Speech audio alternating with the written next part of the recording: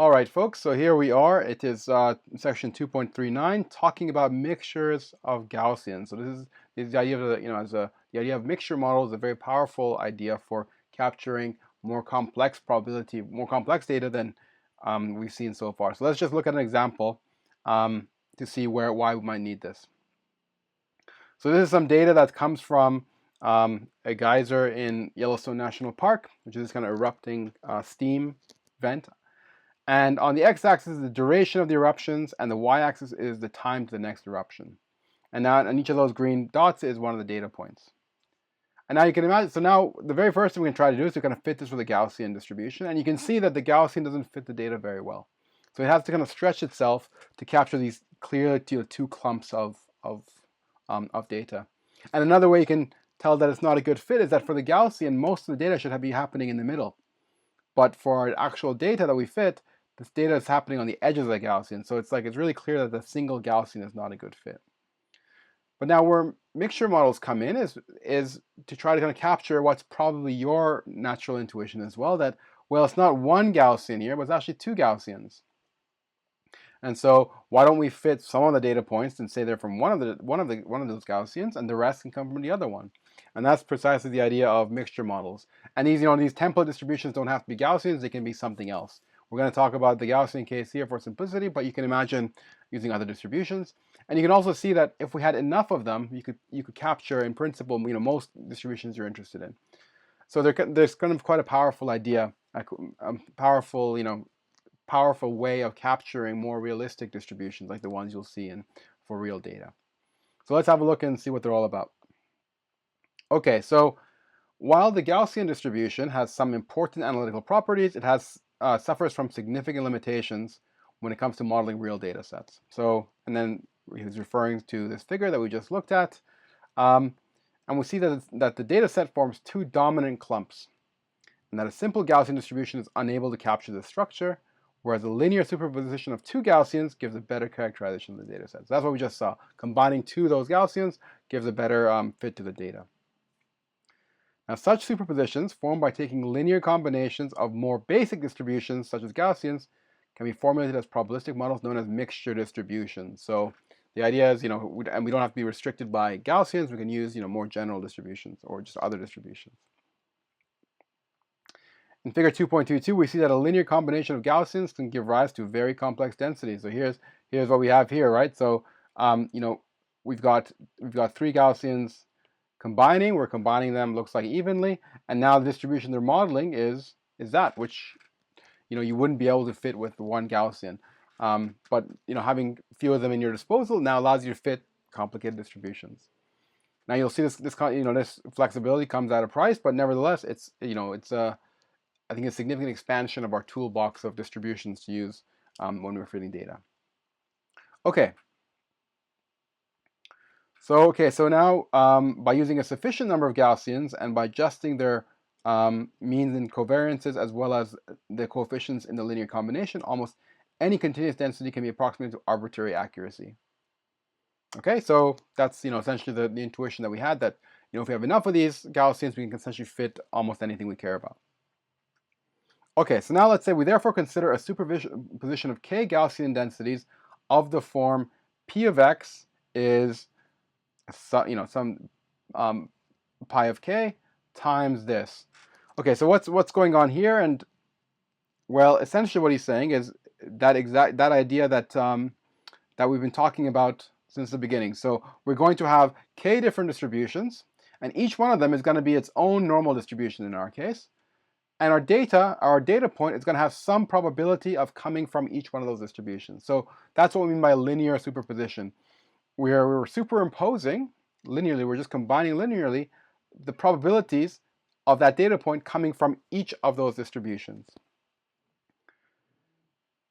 So in this particular case that we have here, it's called a mixture of Gaussians, but you can imagine changing this Gaussian distribution for some other distribution that better suits your data.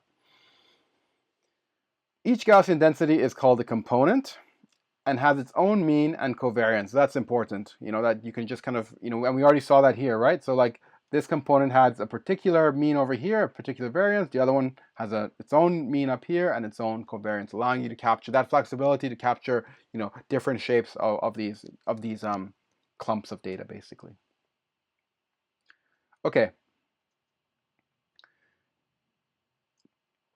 Contour and surface plots for Gaussian mixture having 3 components are shown in figure 2.23. Okay, so just let's driving this home even more. So here's a distribution where, look, we've got these mixing components. So how much of each of these we're going to combine?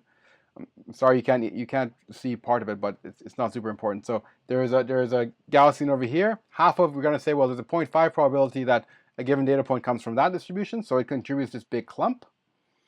And then the remaining probability is distributed among the other 2 clumps. So there's a 0.3 for this green clump, 0.2 for that blue clump. And when you combine them, the resulting contour is this. So this plot is exactly the analog of this plot for the 1D distribution. Now we have a 2D distribution, so we can only show the contours, and the actual distribution looks like this. So actually, I guess technically this would be the analog of what we have above. But you get the point. So we've, by combining these very simple distributions and kind of just linearly combining them, we can build this crazy complicated thing that might be better suited to our data. Okay. In this section, we shall consider Gaussian components, so saying these are going to be Gaussians, to illustrate the framework of mixture models. More generally, mixture models can comprise linear combinations of other distributions. So you don't have to be limited to normal distributions. And in section 9.33, we shall, for example, consider mixtures of Bernoulli distributions as an example of a mixture model for discrete variables. Okay, so now he's going to go through and talk about some of the properties of pi k, but we'll see in a moment that actually pi k has has kind of a natural interpretation as a probability of a data point coming from one of those clusters. One of those clusters generating each of a given data point. So in some sense, we don't have to actually, these points will become kind of obvious. But let's go through it. So if we integrate both sides of 2.18 with respect to x, and note that both p of x and the individual Gaussian components are normalized, we obtain this. Okay, so all he's saying is, if we go up here and we just put a dx on both sides, well, what we'll see is, well, this is supposed to be it's a probability distribution, so this is going to evaluate to 1. Well, and the pi k is doesn't have any x's in it, so we can actually just move the integral over there, and then we just get a sum on k of pi k. So we get sum of pi k must equal to 1. The probabilities, so they're going to sum to 1. So that's where we get this particular condition. And also the requirement that p of x is greater than 0, together with the normal distributions of probabilities being greater than 0, implies that pi of k is greater than or equal to 0 for all k. Okay, and then we just combine these two things, right? Because if these numbers are positive and they sum to 1, then they must individually be less than or equal to 1. So therefore, we get this combined condition on every single pi of k, which means these pi k's are valid probabilities. They'll see that the mixing coefficients satisfy the requirements to be probabilities. Okay, but I think there's kind of maybe a more natural way, or let's say another way of looking at things. So this is from the sum and product rules, the marginal density. So if we have this kind of discrete variable k, which is going to be the membership, where a given data point could come from. So remember, this is just the same as this is this is the same. We're just marginalizing over k, right? We're saying our x's are actually there's some discrete variable k that is determining where our x's come from, and now the marginal distribution over x has to essentially account for the fact that a given data point could come from each one of those clusters. And that's exactly what's happening here. So it's saying the probability of observing a particular value of x is the probability of it coming from a given clump times the probability of your observation when it comes from that clump. That's just the two parts here. I think it's kind of quite intuitive, right? You can say, for example, in the case of in the case that geyser data, you can say, well, what's the probability of observing a particular, data point? We say, well, there are 2 clumps there, so there's a probability of it coming from one of those clumps, which will typically be, maybe the number of observations that you think so far have the fraction of observations from that clump that you think, your estimated fraction, times the probability for that clump, which will be, in principle different. So which is equivalent to, so continuing, which is equivalent to 2.188, in which we can view pi of k, these mixing probabilities, as p of k. So this is kind of the more natural way of looking at things, right? So you can just view, let's erase all that stuff. So this thing is just, p of k times p of x given k. Right? So we're just saying that, look, we're going to provide this kind of discrete variable that allows us some additional flexibility in attributing our data points. And the way that works, the way that's going to come in is by saying, what is the probability of a given cluster having generating a data point, and what's the probability of our observation when it comes from that cluster. So that's all there is to it. Good. Okay. So which is equivalent to 2.188, in which we can view pi of k as the probability, as a prior probability of picking the kth component, and the density as the probability of x conditioned on k. As we shall see in later chapters, an important role is played by the posterior probability of k given x. So now this is kind of the thing where you say, I've seen an observation. Now, what's the probability that it comes from one of those clusters? So you can say, when you're going back to that geyser data, I see a particular data point, and I'm like, well, is it coming from the short, that bottom left cluster, or the top right cluster? And again, we just use kind of the rules of probability, right? So as always, so what is this? Well, this is equal to, pi of k x over pi of x. And so then what is pi of kx? Well, that's the same as p of the probability of k times probability of x given k. So that's for the top. And then p of x is, well, this is the same as sum on L of p of L, which is the same as sum on L, p of L given px given L. So that's all that is. We're just doing the rules of probability. And now we know all these prior probabilities are, we can just plug in the prior probabilities for, the pi k's, and the conditional probabilities for the different, Gaussians that we have. So that's all that, in principle, all there is to it. Okay, so now how do we actually estimate these parameters? Well, one way to estimate them is with maximum likelihood. So let's look at that. Sorry, and before we go on, so there's a whole chapter on mixture models, chapter 9. So we're just kind of briefly touching on them here, but that's where kind of a lot of the meat of the discussion is going to be.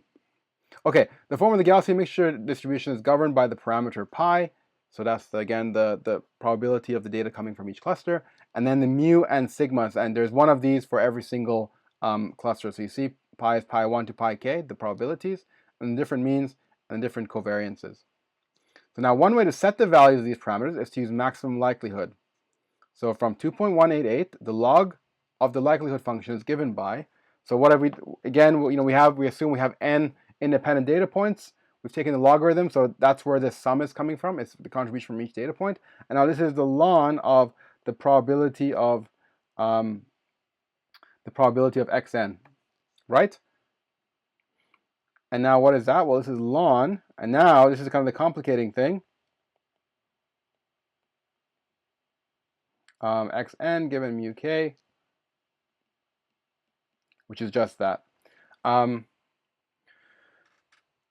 So now remember that what makes this really complicated is now you have this, so you have this kind of summation happening inside the logarithm. So that kind of makes things complicated. Like before, remember, we only had a single, when we didn't have this mixture model, or you can think of it as we had a kind of a degenerate case of the mixture where there's just a single component. Well, then there was no sum. It was just, for example, just a normal distribution. And then the logarithm then kind of, brought out some constant terms and got rid of the exponential. Things were really nice, and then we could actually get a closed form solution. And now we can't, because we have this complicated sum happening inside of the probability distribution, inside of the logarithm, sorry. So we see, he says, we immediately see that the situation is now much more complex than with a single Gaussian due to the presence of the summation over k inside the logarithm. So as a result, so now what can you do? Well, there's no closed form analytical solution, unfortunately. So now you can use some numerical techniques. But a really cool approach that we're going to learn about in chapter 9 is expectation maximization, which you can think of as essentially doing an iterative procedure where you kind of guess some of the parameters, then update some of the other parameters, and kind of keep going back and forth. So for example, in this case, you would initially guess the memberships of the data points to each of the clusters, use that to update the means and covariances, then use that update to then recompute the probabilities of the memberships, and you go back and forth until you converge. And and often you can come up with the answers are pretty reasonable. So we'll learn all about that in chapter 9. But for now, I think the main takeaway from this chapter is the idea that you can essentially combine, let's zoom out a bit, you can combine simple distributions like we have and linearly superimpose them, just add them up in different mixing fractions basically, to be able to capture more complicated distributions. And that's the basic idea of mixture models. And you're not tied to using Gaussians, you can use other things, and we will, it sounds like, in other chapters. But it's kind of it's a powerful approach to capturing more complex distributions than what these the basic templates that we have in our toolbox allow us to do. So hopefully that made sense. Let me know if it did or if it didn't. And yeah, I hope you enjoyed the video. I hope you learned something, and I'll see you in the next one. Thanks.